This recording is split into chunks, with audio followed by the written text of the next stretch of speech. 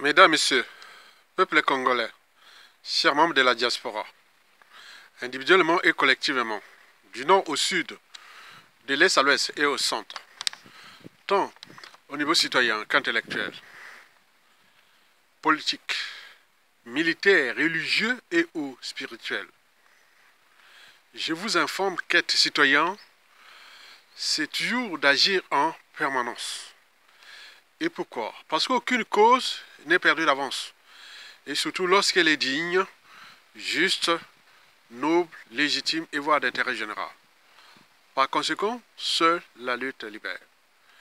Être citoyen, enfin, c'est d'être informé. Et pourquoi?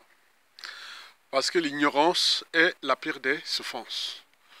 Le savoir et la connaissance vous libèrent. Pour info, ça y est, c'est désormais officiel. Et pour cause, le despote Denis Sassou Nguesso est désormais placé au top 1, 2, 3, 4 et 5 des plus grands despotes tueurs en série du continent que la France-Afrique n'ait jamais produit en Afrique. Ou plutôt, Denis Sassou Nguesso au top 1, 2, 3, 4, 5 des chefs d'État de fait que l'Afrique n'ait jamais connu, qui ont été importés ou installés ou réinstallés au pouvoir par l'ordre néocolonial France-Afrique. Imaginez-vous un seul instant qu'un despote occupe le top 5, 4, 3, 2 et 1 de tous les classements anti-citoyens, c'est-à-dire anti-peuple, anti-État, haute trahison, anti-social, au niveau du déclassement généralisé de la population, et enfin, anti- ou criminogène, ou criminel, au regard déjà du capital d'essai. Pour commencer, je vous informe que nous sommes ici pour transmettre la mémoire commune et ou collective. Vous le savez que la mémoire commune et ou collective, qu'elle soit bonne ou mauvaise, il faut la transmettre et la partager. Et pourquoi? Pour éviter la répétition et ou la récurrence des mêmes erreurs, des mêmes drames, des mêmes tragédies. Le négationnisme, la guerre des mémoires, l'oubli, la repentance. C'est un peuple qui n'a pas d'avenir. Un peuple qui oublie sa mémoire ou qui fait des polémiques sur sa mémoire. C'est un peuple qui n'a pas d'avenir.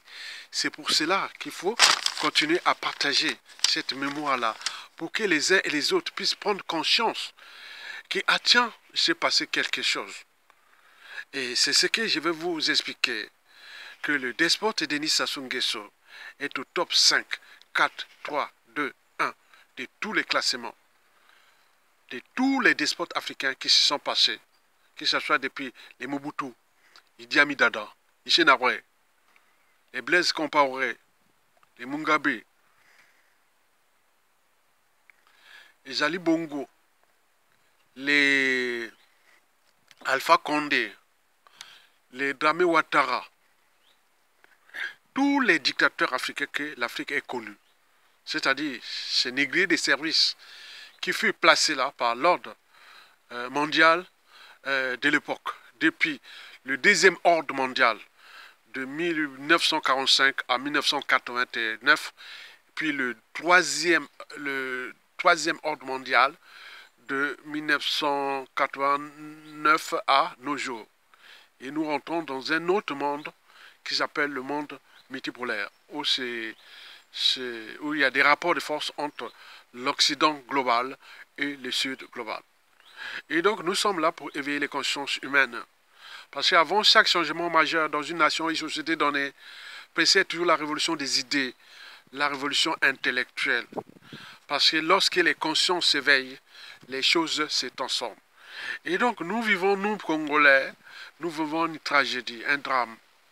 Et donc vous imaginez un despote qui est placé à tous les niveaux du désordre contre l'Afrique, contre le Congo. C'est Denis Sassou Nguesso. Et c'est le résultat d'un sondage qui venait d'être adressé aux Africains, y compris les Congolais, qui ont participé à ce sondage-là. Les résultats de ces sondages corroborent avec les faits historiques, réels et ou factuels. Bref, l'opinion africaine a donné son mot. Parce que nous, on croyait que, ah tiens, quand même ce qui s'est passé au Congo là, bon, beaucoup d'Africains ne parlent pas de l'histoire du Congo là, du Congo-Brazzaville avec Sassou Nguesso. On voyait les Ouest-Africains, l'Afrique de l'Est, l'Afrique australe, l'Afrique centrale, on en parle, on dit, mais pourquoi ils ne parlent pas de Sassou Nguesso autre? Et donc, nous avions posé ce sondage-là. Et donc, les résultats sont les suivants, que vous allez voir. Donc, on a posé 5 questions majeures qui ont... oui, 5 questions majeures qui ont été posées en fonction du top classement. C'est-à-dire sur les 20 plus grands dictateurs d'Afrique.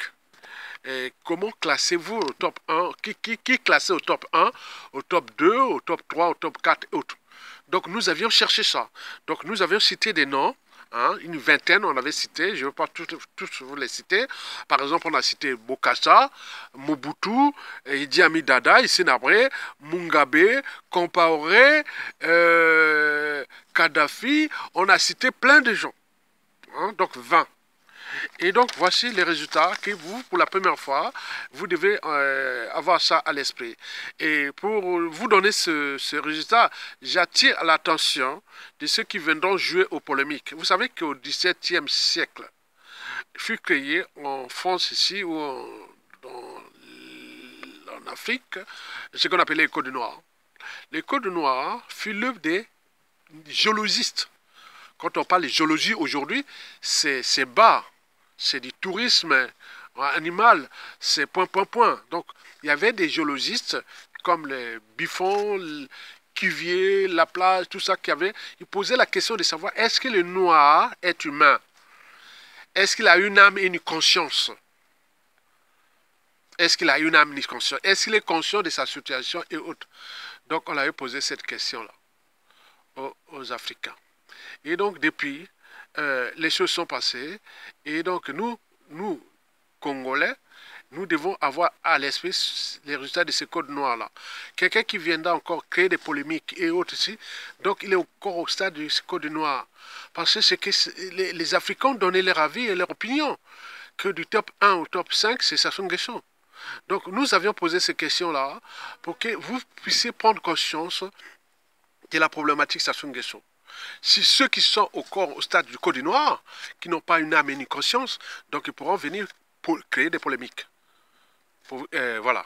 Mais si ceux qui sont au stade de l'humanité, qui ont franchi les barrières de la raison, de l'esprit critique, de la liberté, de la dignité, de la conscience, de l'empathie, de l'éthique, du droit et tout compagnie, donc ils vont comprendre que, ah tiens, ces Africains tous ne sont pas des idiots, ce ne sont pas tous des cons, non. Ce sont des gens intelligents qui connaissent bien des choses. Parce que nous, en Congolais, on dirait que toute l'Afrique nous a abandonnés. Puisque quand on parle des dictateurs en Afrique, on pense qu'à Mobutu, on pense à Idi Amin Dada, on pense rarement, on a vu les Africains parler de Sassou Nguesso. Bien entendu, ils financent l'opinion africaine à travers ces outils de la corruption, puisqu'il a pris tous les magots du Congo, il a mis dans la corruption à l'échelle continentale et planétaire, pour que les gens se taisent et autres. Mais là, quand même, il y a eu beaucoup de réactions quand même positives. Bon, je vais vous donner déjà les questions qui ont été posées en fonction de ces tops. Donc, attends, je vous dis qu'il n'y ait pas de polémique. Les Congolais vivent un drame, une tragédie nationale, jamais vu. Et donc, vous devez accompagner cette réflexion-là, les sondages-là. Donc, vous allez demander, il est où les sondages et autres? Non, nous avons posé les sondages. Cherchez, vous allez voir ces sondages laissés passer. Ils collaborent avec les opinions nationales. Je pense que les Congolais du nord au sud, de l'est à l'ouest, et les Africains épris des valeurs de liberté, de dignité, etc., vont dire, ah oui, c'est vrai. Ce sondage-là est vraiment fiable. Donc, on avait posé sur les 5 questions. La première question pour les top 1 sur 20. Hein. Donc, on avait posé la question de savoir quel despote africain a assassiné au moins 2 présidents pour arriver au pouvoir. Donc, on a cherché par-ci, par-là. On a cité Blaise Compaoré qui avait assassiné Isidore Thomas Sankara. Et on a parlé par exemple. Donc, trouver quelqu'un qui a assassiné 2 présidents avant d'arriver au pouvoir, on a trouvé que Sassou Nguesso. Ce fut l'assassinat du commandant président Martin Gwabi en 1977, dont le corps, une partie a été mutilée. Bon, il y a eu aussi l'assassinat du prédécesseur de Martin Gwabi, le président Alphonse Massamba Deba, assassiné aussi en 1977. Et n'oublions pas le cardinal Emi Biaïdad. C'est-à-dire, en l'espace d'une semaine, 3 destins brisés en l'espace d'une semaine. 2 présidents africains, dont Martin Gwabi et le président Alphonse Massamba Deba, et puis le cardinal. On a cherché partout sur l'ensemble du continent, les anciens qui sont arrivés au pouvoir, on n'a pas trouvé. Cherchez vous-même. On n'a pas cherché, on n'a pas trouvé un seul dirigeant africain qui a massacré 2 présidents avant d'arriver au pouvoir. Il n'y a que Sassou Nguesso. En plus de ça, il a assassiné le cardinal Emi Biaïna, le plus grand curé de tous les temps d'Afrique. Et donc, vous imaginez. Et donc là, vous êtes en présence de quelqu'un qui n'a cessé de faire du mal à ce peuple-là. Tu n'as jamais vu. Il a forcé à l'exil un président élu démocratiquement qui mourait à l'étranger, en France, le professeur Pascal Lissouba. Et puis, emprisonner quelqu'un qui devait être élu en 2016, qui est coupé en prison depuis 8 ans. Le général Jean-Marie Michel Mokoko. N'oublions pas celui qui l'a assassiné le 21 mars, le jour même, le 20 ou 19 mars 2021, le jour même des présidentielles. Guy Brice Parfait Kolela, le corps tenait dans un cercueil volant jusqu'à passer par Alger et arriver en France ici, enterré en France. Cherchez ça sur l'ensemble du continent. Est-ce que vous avez quelqu'un comme ça? Non. Si nous avions franchi les barrières du Code noir, c'est-à-dire on a une âme et une conscience, et que les Blancs nous doutent, est-ce que les Africains sont des humains? Est-ce qu'ils ont une âme et une conscience? Lorsque vous êtes Africain, vous avez une âme et une conscience. Cherchez sur l'ensemble du continent, trouvez quelqu'un qui a pu faire ça. Cherchez vous-même. 2 présidents assassinés, un cardinal, et plusieurs d'autres forcés à l'exil, et d'autres encore en prison, et surtout ceux qui ont été éliminés. Cherchez, il n'y a pas. Donc, sur ce plan, Sassou Nguesso est bien au top 1 sur 20 de tous les despotes africains. Donc, vous imaginez le drame, la tragédie, le malheur que vit ce peuple congolais-là. Qui, ce pays, avant son arrivée, faisait partie des pays en voie de développement, aujourd'hui est devenu un pays au quart-monde, où le processus de somalisation est en cours. Quel acharnement! Donc tout Africain qui a une âme, une conscience, et qui a pris des valeurs de liberté, de dignité et de paix et autres, donc il faut se dire, non, nous sommes en présence d'un monstre. D'ailleurs, à la chute de Sassou, vous allez voir, pour ceux qui vont au Congo, pour avoir un visa du Congo, il y aura un petit carnet, montrer l'histoire du Congo avec Sassou Nguesso, les crimes qu'il a commis, et que ce soit partout, tout étranger qui viendra au Congo, et il y aura, c'est ça, à l'atterrissage de l'aéroport international de Mayamaya ou de Pointe-Noire ou d'autres aéroports, vous aurez ces livrets-là, un petit truc là, on vous donne toute cette histoire de Sassou Nguesso qui a détruit un pays. Donc rien ne se crée, rien ne se perd, tout c'est ensemble. L'histoire, il ne faut pas, qu'elle soit bonne ou mauvaise, il ne faut pas la zapper. Et donc là, nous sommes en train de vous montrer cette partie de l'histoire de l'Afrique. Bon, donc moi, je vais maintenant passer au top 2 sur 20. Au top 2 sur 20, nous avions posé la question de savoir quels sont les chefs d'État africains qui ont été les champions des coups d'État. Donc nous avons cherché. Et donc sur ce plan, c'est Sassou Nguesso qui arrive en tête. Car depuis 1977, puis 79, puis 97, etc. Déjà le coup d'État de 1997. 30 000 Congolais assassinés. Cherchez les coups d'État en Afrique où il y a eu quelqu'un qui est arrivé au pouvoir à tuer 30 000 de ses compatriotes. Il n'y a pas.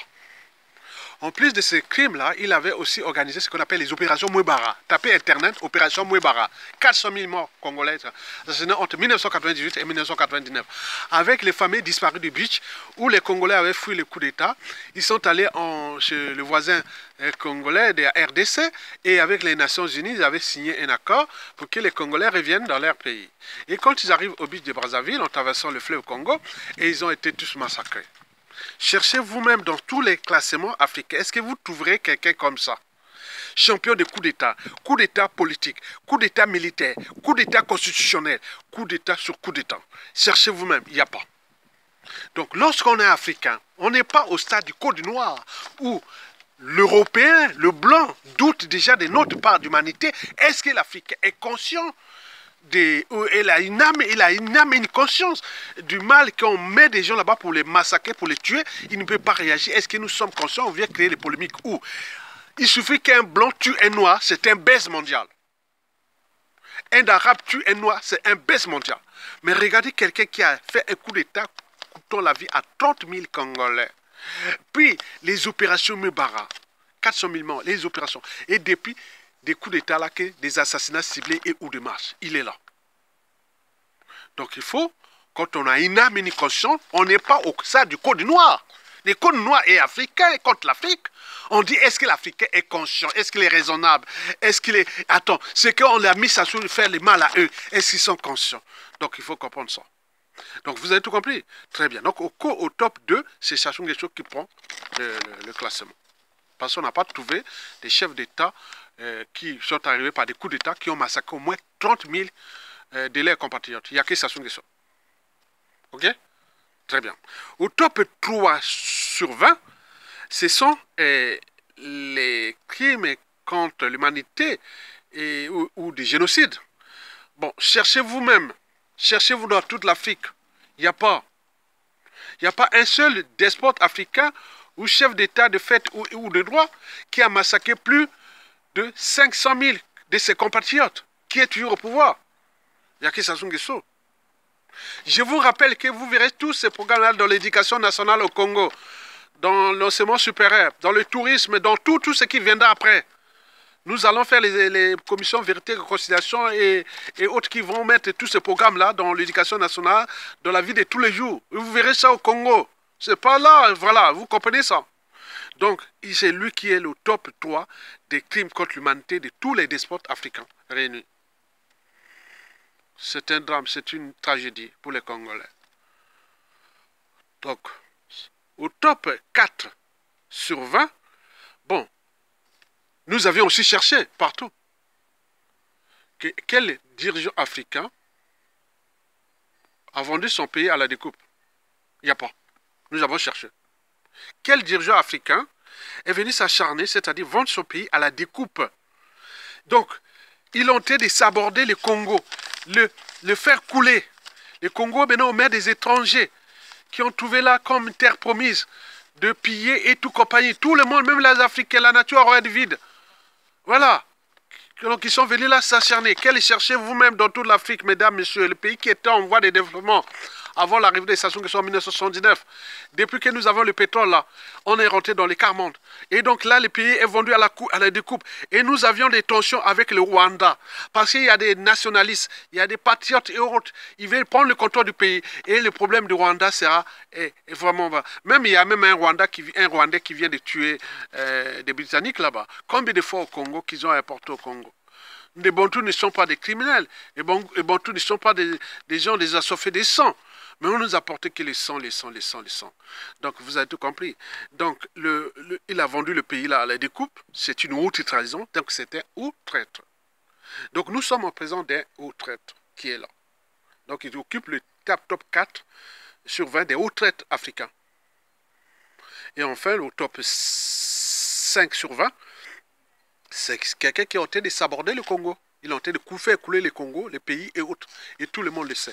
Cherchez vous-même. Est-ce que vous allez trouver ça dans toute l'Afrique? Trouver les gens qui disent que bon, ben, le pays là, dirigeant a vendu son pays. Non.